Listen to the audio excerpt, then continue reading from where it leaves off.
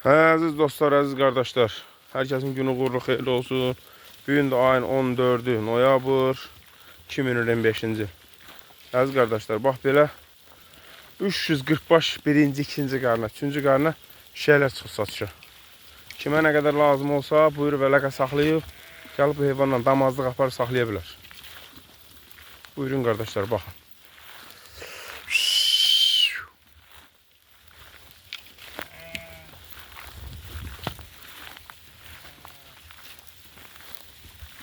Maşallah, maşallah. Hərəsi bir-birindən gözəl cavan şişəklərdir.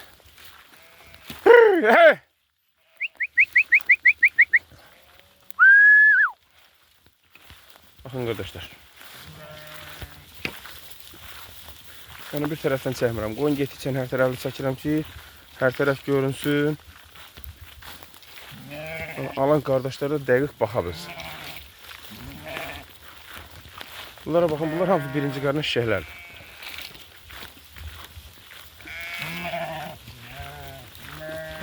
Şimdi 14 tane de toxumluq erkəyi var.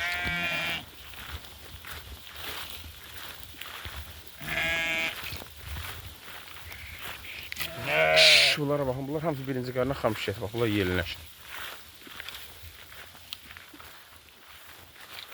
Hey qoydu, nə gedirik, hey!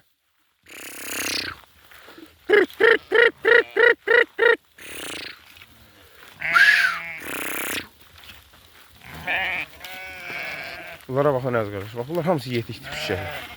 Gördüyünüz bax, gedən şişəklər hamısı yetikdir. Bunlara baxın, maşallah olsun.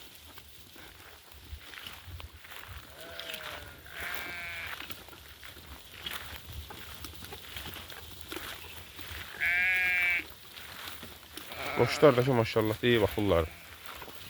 Bax, biri bu boz şişəkdir. Birinci, ikinci kürəyində qoşdu. Bax, biri budur.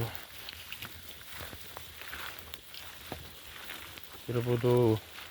Yəni erkək də çoxdur içində qardaşlar.